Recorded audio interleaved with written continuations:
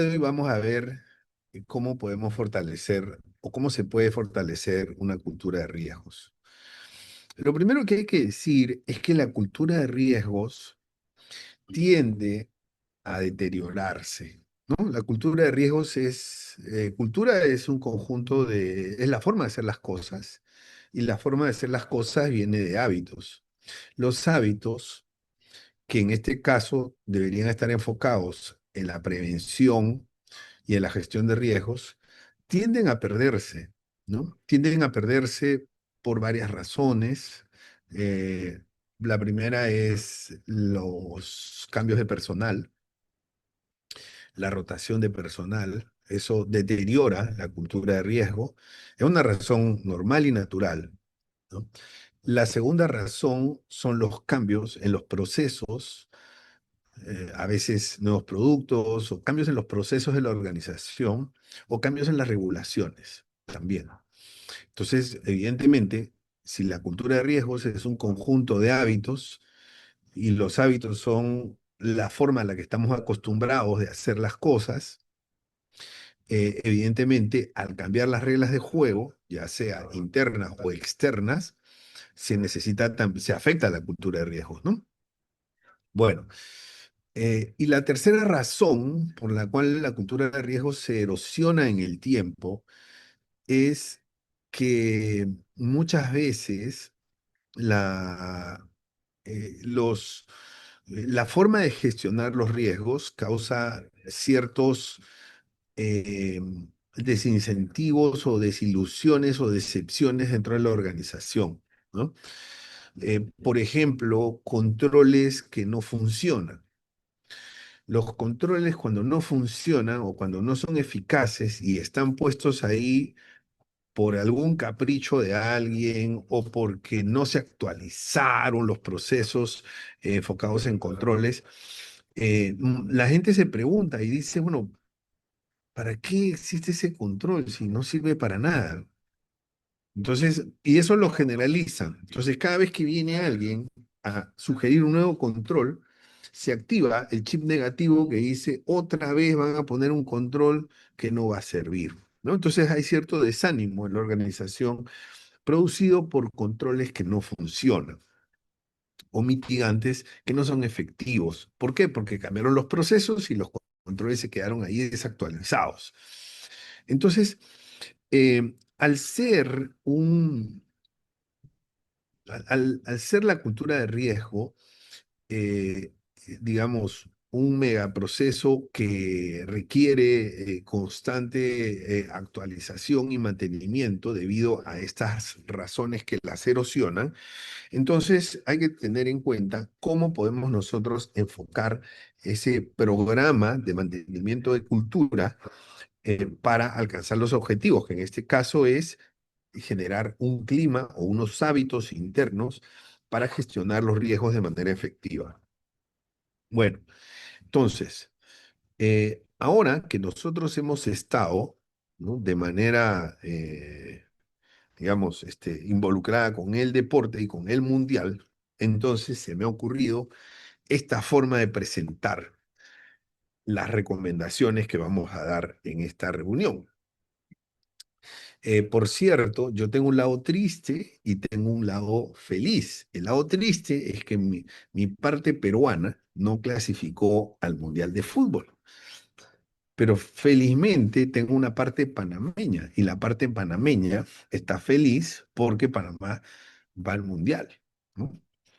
Entonces, así que ya felizmente tengo mi visa, ¿no?, americana. No me han quitado la visa que yo sé.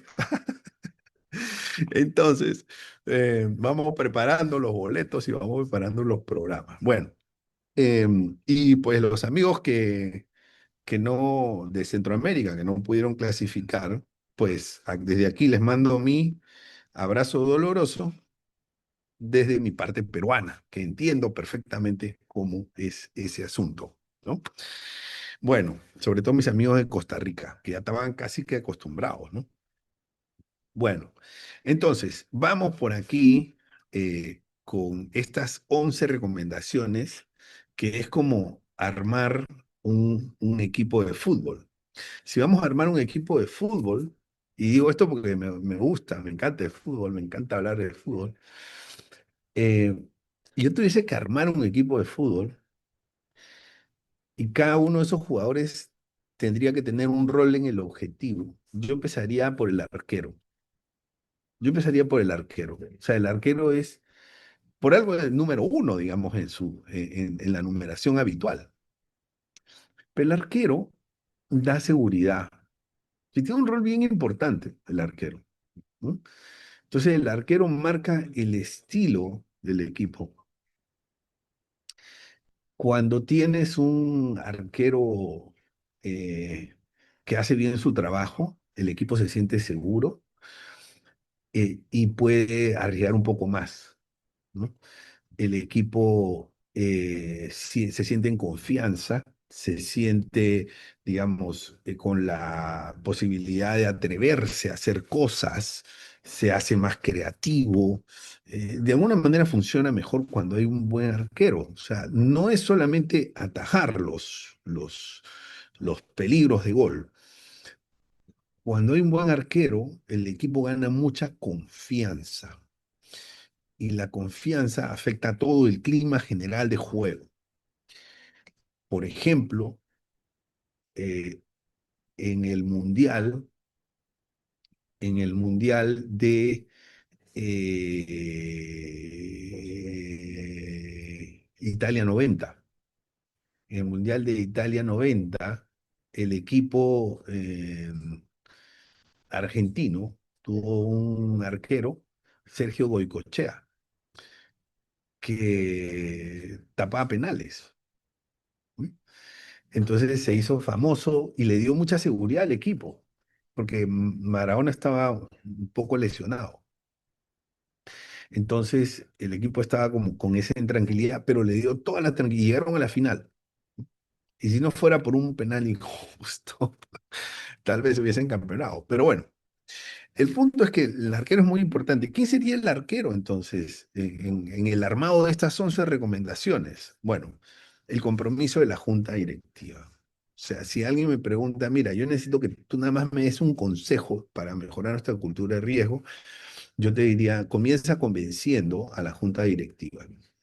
Comienza convenciéndola que es importante tener, generar, o sea, elaborar, diseñar, implementar, revisar un programa de cultura de riesgo. Tres comentarios, ¿no? Se requiere que el liderazgo esté basado en el ejemplo, ¿no? Se requiere que la junta directiva no solamente diga, sí, estamos de acuerdo, no solamente formalice en un acta alguna intención de apoyo para el programa de cultura de riesgo. Se necesita que lo practique, ¿no? Que lo practique con el ejemplo. El ejemplo es fundamental, no solamente de los miembros de la junta directiva, sino también de la gerencia, ¿no? O sea, de todos los que tienen algún rol de liderazgo en la organización. ¿Ok? Entonces, le voy a contar una anécdota y voy a medir el tiempo ahí para no pasarme mucho. Eh, Hace poco yo iba en un vuelo de Copa de Lima, Panamá. Y, y bueno, como soy viajero frecuente, entonces Copa tiene la amabilidad y la cortesía de hacerme ascensos, ¿no? O sea, compro mi boleto en clase económica y Copa me dice, bueno, ha recibido usted un ascenso de cortesía, ¿no? Y me pasan a la clase ejecutiva sin pagar nada, con todos los beneficios que eso tiene, bueno. Entonces tienen una cortesía muy especial conmigo, yo la agradezco siempre y de pronto hasta me tienen un poco mal acostumbrado. Ya uno se mal acostumbra que siempre le hagan el ascenso, ¿no? Y cuando no, cuando no hay disponibilidad, entonces uno dice, ¿qué pasó? Pero bueno, yo venía en este vuelo, eh, llego a mi asiento, que era el 2F, y toda la clase ejecutiva estaba llena, excepto el 2E, que era el asiento que estaba a mi lado. Aprovecho para ir al baño, aprovecho que el asiento del lado estaba libre para no pedir permiso en el momento en que llega mi compañero de viaje, entonces voy al baño y cuando estoy saliendo del baño, entonces estoy abriendo la puerta y me encuentro con el CEO de Copa, estaba de espaldas conversando con la tripulación, ¿no? Señor Pedro Elbro. Entonces yo abro la puerta, salgo del baño y me dice, pase, me dice. O sea, tiene la cortesía de darme el pase, ¿no? Pero en esos segundos, en 3, 4 segundos, ¿no? Entonces yo conecté todo y dije, miren, si solo hay un asiento vacío en la clase ejecutiva, que es el asiento 2E, y yo voy a ir en el 2F, y acaba de subir al avión el señor Pedro Elbron, que es el CEO de Copa, que es una aerolínea que gana más de 500 millones de dólares anuales de utilidad neta. Entonces dije, lo más probable es que se va a sentar, ¿dónde? En el 2E. Entonces lo di por hecho, se va a sentar en el 2E, o sea, va a ser mi compañero de viaje. Por lo tanto, voy a aprovechar para conversarle.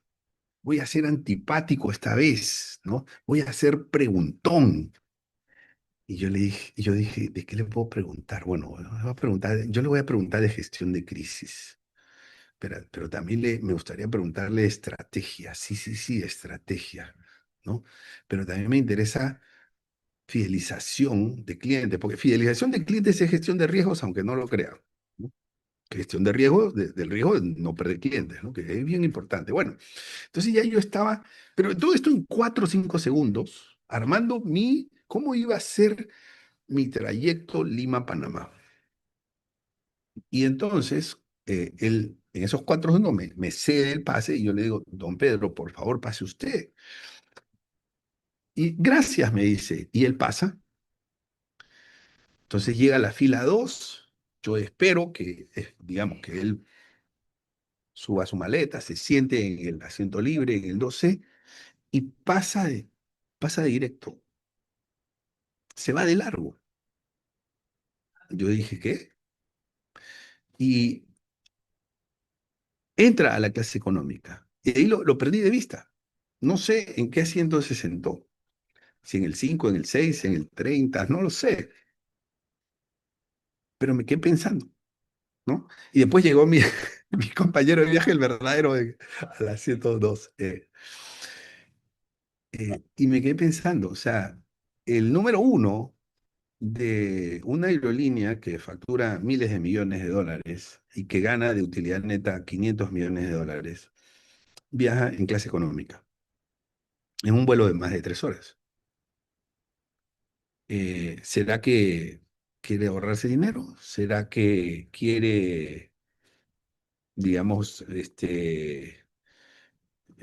priorizar los ascensos, ¿no? Y el subordinarse a los clientes de Copa? ¿O será que quiere dar el ejemplo? ¿No? Y al final llegué a la conclusión que probablemente sean dos de esas 3 hipótesis, pero yo creo que él busca dar el ejemplo. ¿Por qué? Porque después eh, yo estaba sorprendido por ese acontecimiento. Y después fui a la ventanilla de Copa, al counter, a hacer algún cambio de vuelo y le conté la anécdota a la persona que me atendía y me dijo, sí, yo he escuchado que él viaja en clase económica. Entonces ya eso fue para mí como, ya tuve que refinar un poco mi hipótesis, ¿no? Dije, aquí el tema es dar el ejemplo. ¿Por qué? Porque con ese acto simbólico, él está dando un ejemplo de sacrificio, ¿no? O sea, le está dando una lección, un mensaje de sacrificio a toda la organización, porque ustedes saben que nosotros somos chismosos, o sea que si alguien ve eso, se lo cuenta a todo el mundo.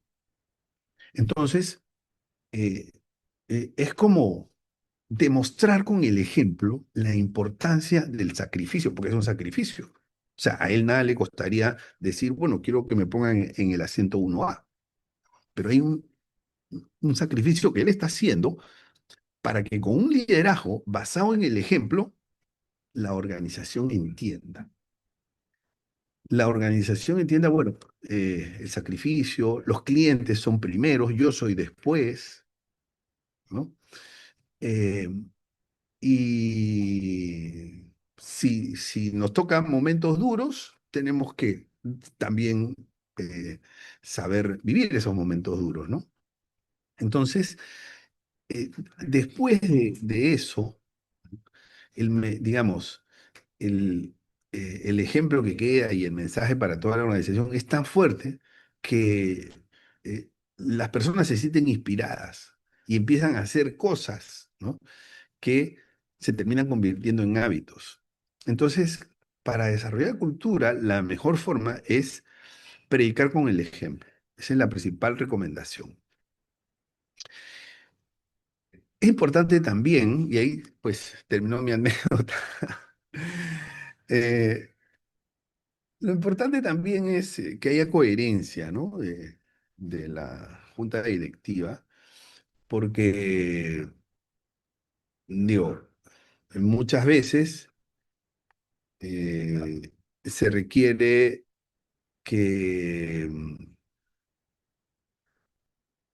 haya una dotación de recursos, por ejemplo, ¿no? Para programas, porque la culturización, al ser un programa, requiere un presupuesto.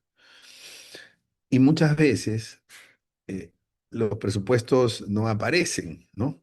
O aparecen parciales y no completos, o no aparece de manera completa, pero para otras cosas sí aparece, ¿no? Entonces, eh, se requiere, digamos, una coherencia en la toma de decisiones para dar el mensaje de que el programa de cultura de riesgos es un programa importante de la organización. Y la dotación de recursos es la forma de demostrar el compromiso. Es la forma de demostrar el compromiso, ¿no? Porque el compromiso, siempre digo que no se dice, se demuestra, ¿no? Con las cosas que nosotros hacemos. Muy bien. Ese es lo primero, ¿no? Por ahí tenemos que comenzar. ¿Y cómo convencemos a la junta directiva que esto es importante? Pues hay muchas formas, ¿no? Eh, Llevándole lo que dice la regulación, mostrándole lo que hacen otras organizaciones similares o organizaciones a las cuales es conveniente seguir o imitar, organizaciones que son referentes, ¿no? ¿Qué están haciendo? Es una forma de invitarlos también a seguir a estas organizaciones referentes en sus prácticas de cultura de riesgo. Bien, o sea, los benchmark, a eso me refiero. Número dos, el jugador número dos del equipo de fútbol, siguiendo con mi ejemplo metafórico, sería la adopción formal de un modelo de las tres líneas.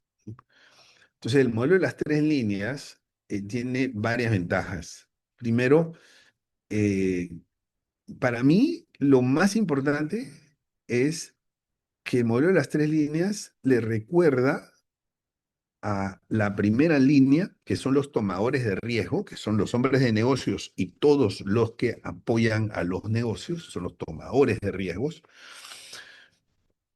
Cuando digo los que apoyan a los negocios, me refiero a operaciones, tecnología, finanzas, recursos humanos. Eh, los tomadores de riesgo son los responsables del riesgo. Esa es una de las mejores partes, ¿no? Entonces, y eso termina o debería terminar en un compromiso de la primera línea. O sea, que el hombre de negocios, ya sea el ejecutivo comercial o ya sea el ejecutivo de captaciones o quien sea, eh, sienta el compromiso de gestionar los riesgos que son parte de su proceso. Eh, es una parte muy, muy importante porque hay una creencia habitual, no vamos a decir general, pero habitual, de que los que tienen que gestionar los riesgos son los que trabajan en la unidad de riesgos. Y el responsable de la gestión de riesgos es el dueño del proceso, el que está a cargo del proceso, ¿sí? No la unidad de riesgos. Y eso es a todo nivel. Luego, la segunda línea tiene un rol que yo creo que hay oportunidades de mejorar lo que es el rol de asesor. La segunda línea es una línea asesora, ¿no? Que te asesora en tu metodología, que te asesora en cómo puedes llevar tus indicadores, que te da retroalimentaciones, que te ayuda a construir un mejor proceso con riesgos gestionados. Pero ser asesor no es tan fácil. Para ser asesor, ojo, ojo, el asesor nunca va a decidir por ti. Si el asesor decide por ti, ya no es tu asesor, es tu jefe. El asesor debe darte opciones para que tú, con tu mejor criterio, encuentres cuál de esas opciones es la más conveniente, porque tú eres el responsable de la gestión. Esas opciones, que yo considero que siempre deberían ser en lo posible mínimo tres, o tres es como lo ideal, deben tener pros y contras. Entonces el asesor te puede decir, mira, aquí hay estos tres caminos, estas tres alternativas. Y estas alternativas tienen sus pros y sus contras, que son estas. Aquí tienes, tú decides, tienes alguna pregunta, te puedo aclarar algo. Eso es lo que hace el asesor. El asesor no le puede decir, esto es lo que tienes que hacer, ¿no? Porque de loco ya no es asesor entonces, ¿no?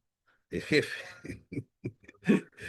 Bueno, entonces, y ahí yo siento que hay muchas oportunidades para las unidades de riesgo en mejorar su perfil de asesoría, de cómo pueden ser asesores. ¿Ok? Nosotros vamos a dar un seminario este lunes y vamos a tocar este tema, ¿no? O sea, vamos a hacer toda esta charla de una hora, la vamos a hacer en un día, y ahí vamos a perfeccionar un poco o vamos a profundizar cómo se puede ser un mejor asesor desde la unidad de riesgos, ¿no? Es algo que hay que trabajar.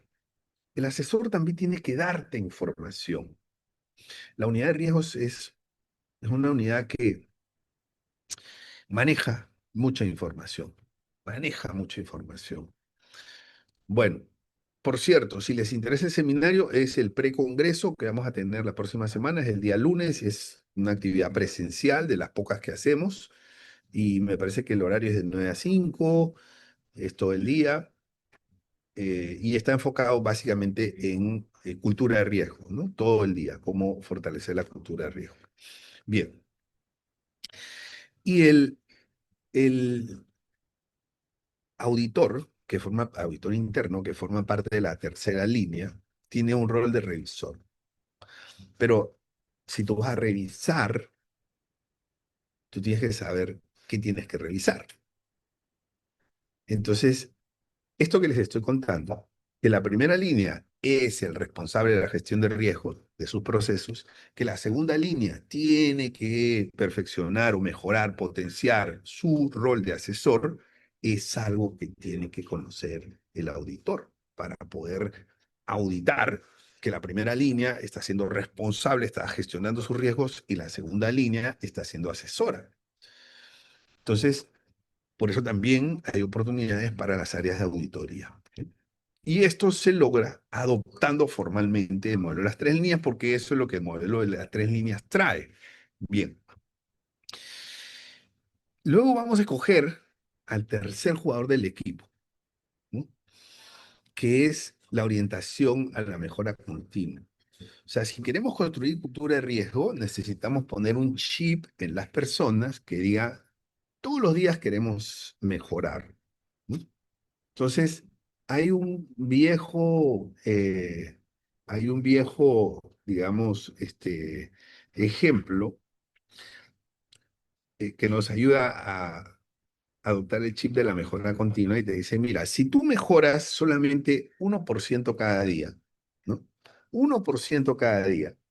Entonces, en un año tú no vas a mejorar 365%.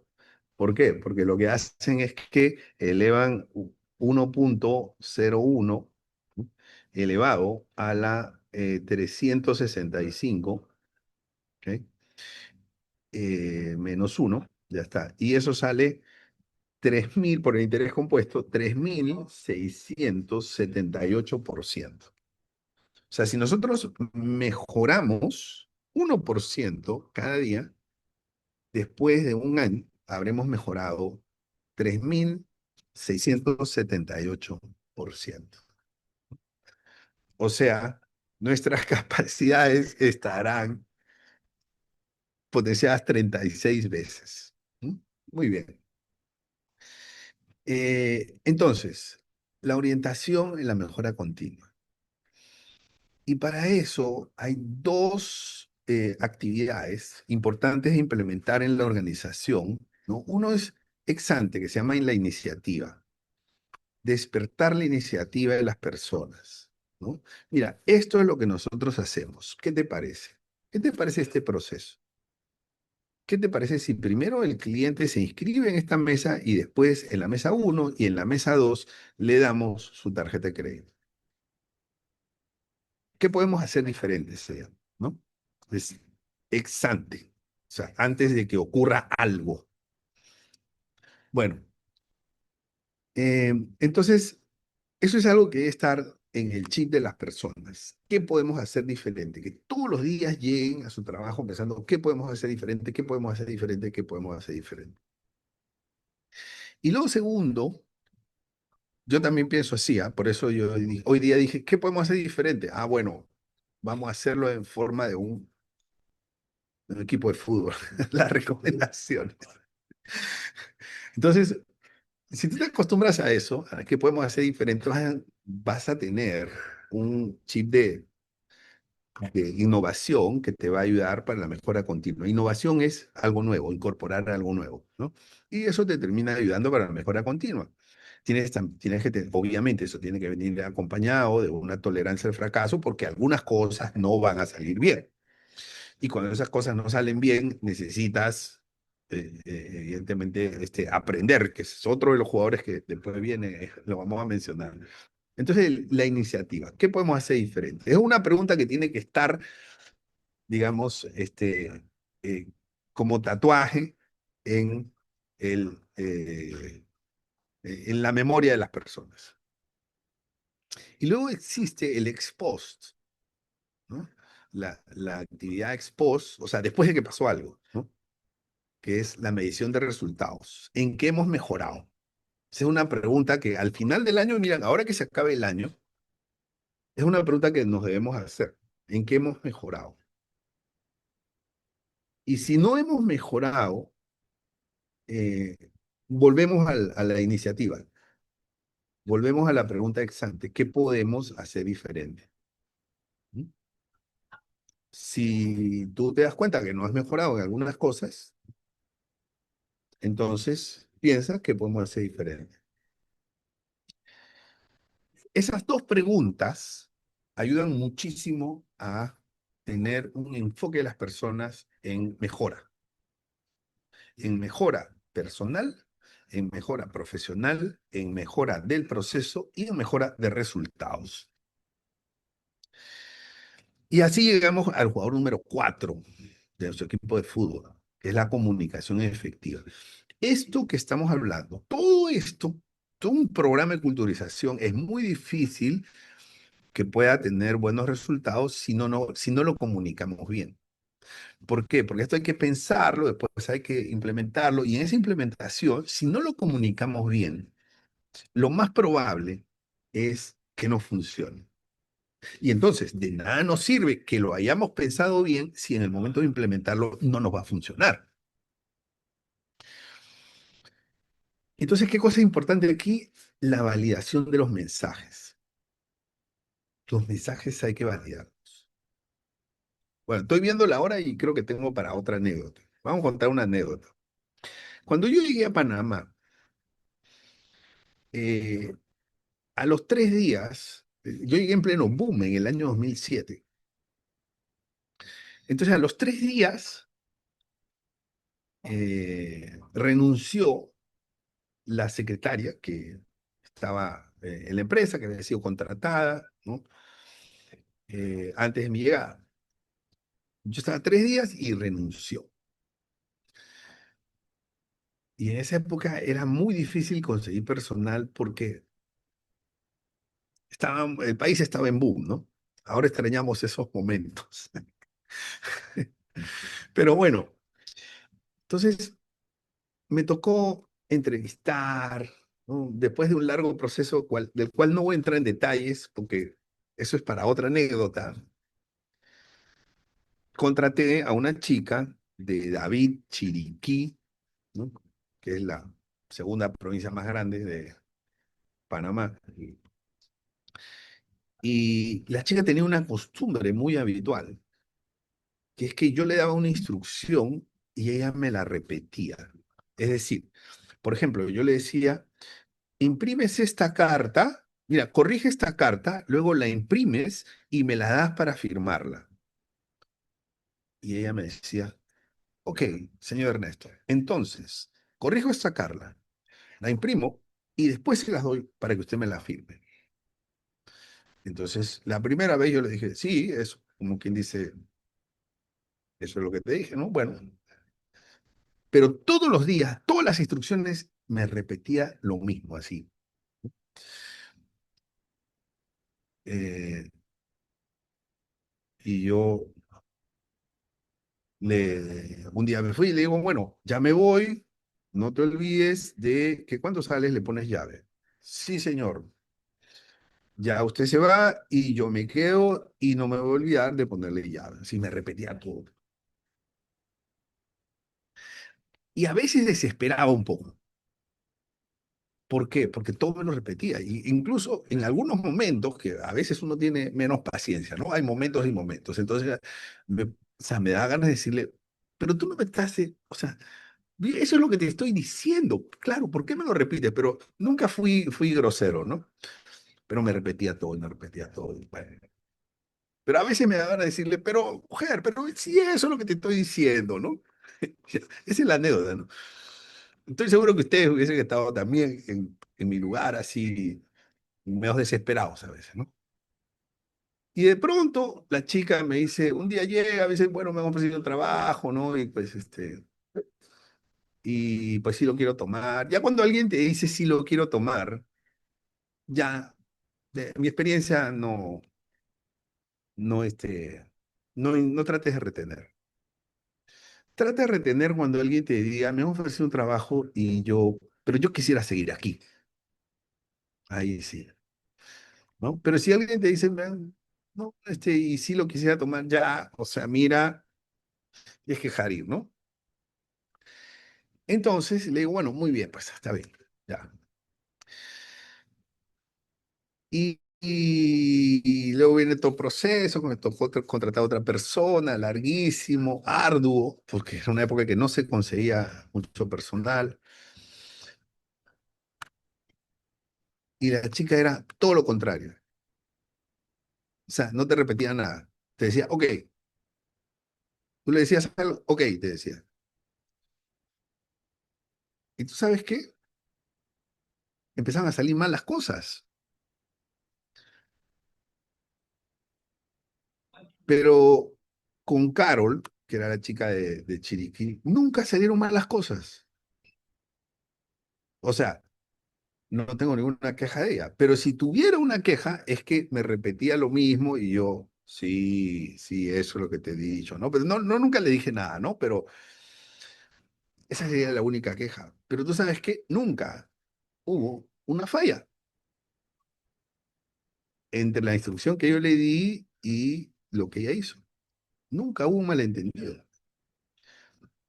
Pero después cuando llegó la nueva chica, yo le decía algo y ella hacía otra cosa. Pero yo te dije que esto. Ah, no, es que yo no entendía así. Entonces yo empecé a extrañar a Carol, ¿no? ¿Y qué cosa yo rescato de esa anécdota? La importancia de validar los mensajes. Y los mensajes hay que validarlos. ¿Cuántas veces se comunican o se dan instrucciones a la organización? Así como yo le daba instrucciones a Carol, imagínate tu organización, ¿cuántas veces le da instrucciones a los cientos, miles de personas que trabajan en tu organización? ¿Cuántas veces? ¿Y cuántas veces se valida eso? Por ejemplo, eh, a mí me convocan a dar capacitaciones para algunas empresas. Bien, yo hago mi capacitación, la mayoría, casi todos son online. Hago mi capacitación y terminamos ya, muchas gracias, ¿no? Aplausos, todo listo. Aplausos para ustedes, aplausos, todo ya, listo, perfecto, se terminó. Pero ¿cómo sabes tú si esas personas entendieron el mensaje o si lo entendieron mal? ¿Cómo sabes? ¿Has validado el mensaje? Entonces, eh, porque si no estás validando el mensaje, estás perdiendo la oportunidad de potenciar todas las cosas que se conversan, la forma de hacer las cosas sobre la base de esa capacitación, incorporar ideas, o sea, todo eso se está perdiendo si el mensaje no llegó bien. Entonces yo les sugiero que cuando hagan una capacitación tomen una prueba. La prueba tiene dos ventajas, no solamente la validación de mensajes, sino que además cuando se toma una prueba,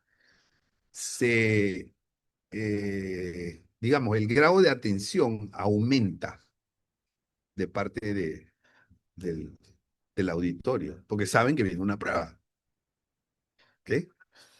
El nivel de distracción se reduce a su mínima expresión. Siempre va a haber distracción, pero se reduce muchísimo. ¿Por qué? Porque saben que va a haber una prueba, ¿no? Y la otra cosa importante en la comunicación es la retroalimentación mutua, ¿no? Oye, yo revisé esto, pero me parecería que los controles, por estas razones, podrían revisarse. Y de las áreas, de la primera línea, de la segunda línea, mira, aquí han aparecido nuevos riesgos y me parece que podríamos hacer estos cambios. O sea, esa retroalimentación mutua, esa iniciativa de consulta y retroalimentación potencia muchísimo la cultura de riesgos. Bueno, y terminamos con la zona defensiva, que es la capacitación y la sensibilización, que es fundamental, fundamental en la cultura de riesgos, ¿no? De hecho, en mi experiencia es a lo que más hacen en los programas de culturización, capacitación y sensibilización. Pero no siempre lo hacen bien. No siempre lo hacen bien y ahora vamos a decir por qué. Primero hay que separar lo que es capacitación y sensibilización. Estas dos cosas, ¿no? Capacitación, vamos a explicar, capacitación es dar conocimientos que mejoren las habilidades, que permita mejorar el desempeño laboral, ¿no? A través de conocimientos y mejoren habilidades. Perfecto. La sensibilización es el entendimiento de por qué la capacitación es importante. ¿Por qué eso que se trató en la capacitación es importante? Por ejemplo, la capacitación puede ser el reporte de incidentes se llena de esta manera y las personas aprenden cómo llenar un reporte de incidentes, analizan todas las posibilidades, todos los casos y han aprendido y les va a ser útil. Esa es la capacitación. La sensibilización va mucho más allá. Ok, ya aprendiste a rellenar un reporte de incidentes. Ahora te vamos a explicar y te vamos a convencer, te vamos a persuadir por qué llenar un reporte de incidentes es importante. porque es importante. Esa es la sensibilización, entender por qué es importante. Entonces son dos cosas diferentes, ¿no? Eh, bueno, esto hay que hacerlo a todo nivel. O sea, hay que hacerlo a nivel de junta directiva, hay que hacerlo a nivel de alta gerencia, hay que hacerlo a nivel de gerencia media y hay que hacerlo también a nivel base, a nivel operativo, ¿no? Eh, las evaluaciones son más importantes en la capacitación. ¿No? O sea, los famosos exámenes, los famosos tests, podemos usar alternativas lúdicas para estas evaluaciones, pero necesitamos evaluar. Y las mentorías son necesarias para la sensibilización. Las mentorías, ¿no? Ayudan a potenciar la sensibilización más que las evaluaciones, ¿no? Las mentorías permiten hacerle la pregunta a alguien que tiene más experiencia, porque esto es importante. Entonces, en las labores de culturización, en los programas de culturización de riesgos, los programas de mentorías en gestión de riesgos, donde los que tienen más experiencia o los que tienen algún, digamos, grado de conocimiento en estos temas, porque trabajaron en el área de cumplimiento, porque trabajaron en el área de auditoría o en riesgos, entonces pueden ser mentores, ¿no? Pero la mentoría va, eh, ojo, no es mentoría de carrera, es mentoría específica en gestión de riesgos. ¿Ok? Y los mentores son los que mejor pueden explicar por qué eso es importante. Y ahora nos vamos a la parte del medio campo del equipo. ¿Mm? El aprendizaje resiliente. O sea, hemos mencionado en varias de nuestras conferencias, charlas, eh, documentos, la importancia de la resiliencia, que la resiliencia no solamente es la recuperación, sino es la capacidad de tomar ventaja, ¿no? Con iniciativas para el crecimiento y la evolución de los procesos o de los negocios, ¿no? Entonces, eh, los casos de estudio son las cosas que pasan. Entonces, en las organizaciones hay fraude externo, hay fraude interno, hay errores, ¿no? Errores operativos, errores humanos, ¿ok? Eh, hay errores de proveedores, en fin, muchos casos de estudio. Esos casos de estudio hay que compartirlos, hay que analizarlos, conversarlos, desmenuzarlos, documentarlos, ¿ok? Para construir una especie de biblioteca de casos de estudios. Y estos hay que incorporarlos en la inducción. O sea, cuando una persona entra a un trabajo, hay que hacerle una inducción a esa persona, ¿no? Eh, y en esa inducción yo recomiendo que se presenten los casos de estudio. ¿Ok? Los casos de estudio además ayudan muchísimo a algo que acabamos de conversar, que es la sensibilización. Y ya que estamos hablando de la inducción es la mejor oportunidad para culturizar. ¿Por qué? Porque la persona todavía no ha adoptado nuevos hábitos, ¿no? Cuando la persona se incorpora, empieza a adoptar hábitos, ojalá buenos, pero hay algunos que no son tan buenos, ¿no? Y que vienen más por el contagio de los compañeros o algunas costumbres que se tienen. Entonces, el mejor momento para poder hacer una sensibilización es el momento de la inducción. Capacitación y sensibilización, ¿no? Entonces, en la inducción, nosotros aprovechamos para capacitarlo, deberíamos aprovechar para capacitarlos, sensibilizarlos y sobre todo recoger iniciativas, porque en la inducción, la persona que estamos contratando todavía es un externo, todavía no es una persona que está eh, dentro de la organización. Entonces, nos va a ver con ojos externos. Y la pregunta, ¿tú cómo lo harías? Toma mucho valor, porque podemos recoger iniciativas. La inducción, recuerden, es también a todo nivel. A nivel incluso de la junta directiva, los nuevos miembros, es más importante la inducción, porque son personas que van a tomar decisiones que son las más importantes, las estratégicas dentro de la organización. Número 8, sistema de incentivos. Eso suena a Vamos a pagarle una recompensa, un dinero a las personas que hacen bien las cosas. Bueno, eso suena, pero no es exactamente eso, ¿ok? Un sistema de incentivos tiene reconocimientos explícitos, como por ejemplo, y no tiene que ver con dinero, ¿no? Una carta de felicitación, ¿no?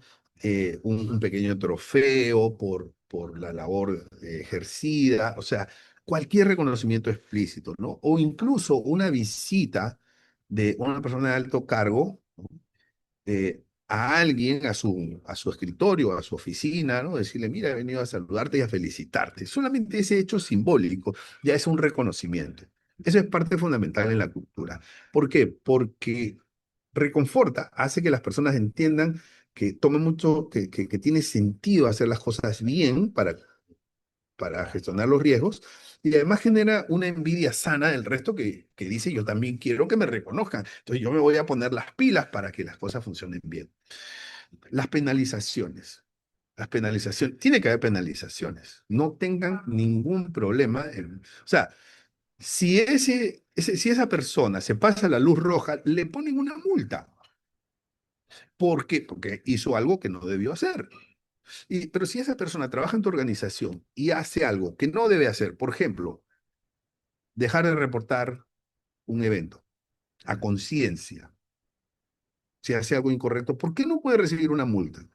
Puede recibir una multa o puede recibir el impedimento de un ascenso o puede recibir un llamado de atención, pero tiene que haber una penalización. La penalización, nos guste o no nos guste, es parte del juego. Pero nada más hay que saberla poner, ¿no? Tiene que haber criterios, ¿no? Como por ejemplo la proporcionalidad, ¿no? La gradualidad, en fin. Y hay que alentar proyectos exitosos. Esto yo lo he visto en algunas organizaciones en donde se le hace la pregunta al gerente comercial, por ejemplo, ¿no? ¿Cómo la unidad de riesgos ha ayudado a su unidad de negocios a generar más y mejores negocios? Y él dice, bueno, me han ayudado porque siempre nos están dando esta información que nos sirve y con esto vamos directamente donde los clientes, tenemos una, digamos, inteligencia de negocio que funciona muy bien y siempre la estamos consultando y nos ayudan a evitar caernos por aquí y por allá. Y entonces, ese pequeño testimonio tiene que viralizarse internamente, para usar un término de redes sociales, ¿no? Viralizarse internamente. O sea, eso ayuda muchísimo en el estímulo, porque se necesita. Y eso es una forma de reconocer, ¿ok? Solo que es un reconocimiento implícito. Posición 9, la medición permanente. Lo que no se mide no se puede mejorar, ¿ok? Yo creo que eso no vamos a decir mucho. Y llegamos al número 10. Esto es muy importante. Énfasis en la frecuencia. Ya coincidido con el número 10, que normalmente es el jugador más famoso. Énfasis en la frecuencia. En esta época del año nos piden mucho capacitaciones y el tenor habitual es, Ernesto, tenemos que hacer la capacitación anual. ¿Cuándo tienes disponibilidad? ¿No?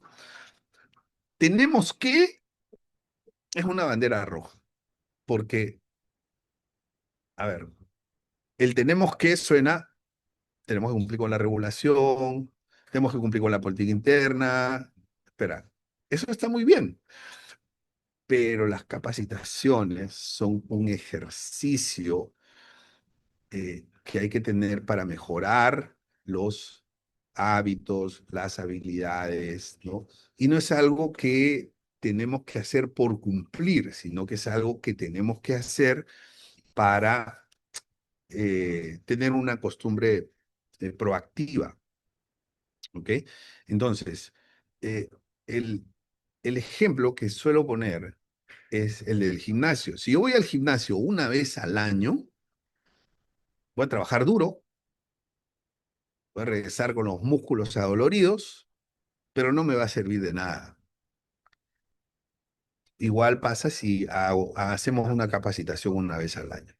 Todo el mundo va a aplaudir, todo el mundo va a decir qué buena capacitación, perfecto, gracias. Pero no va a tener un efecto en el cambio de hábitos, que es lo que queremos para un programa de cultura.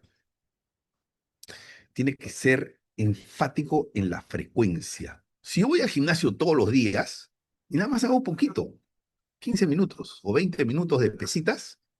Ustedes me van a ver con los músculos, después de un año me van a ver que se notan los músculos, la fibra y, o sea, ¿por qué? Porque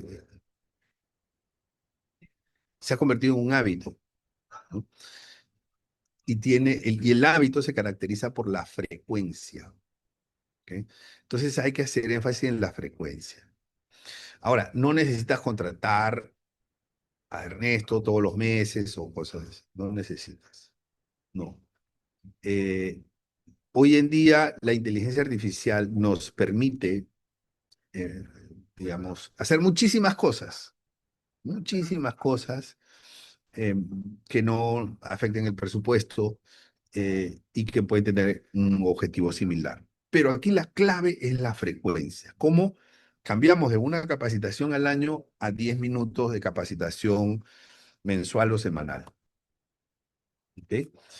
Eh, bueno, en el punto 9 me había olvidado de comentarles la importancia de los indicadores, la rendición de cuentas, y así llegamos al número 11, que es la eficacia en la supervisión y en la auditoría.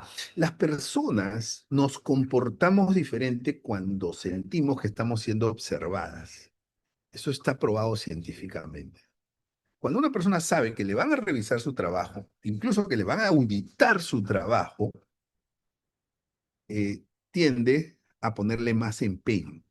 Y las probabilidades de que los hábitos ayuden a desarrollar cultura son mayores. Muchas gracias, amigos y amigas. Eso ha sido todo por hoy.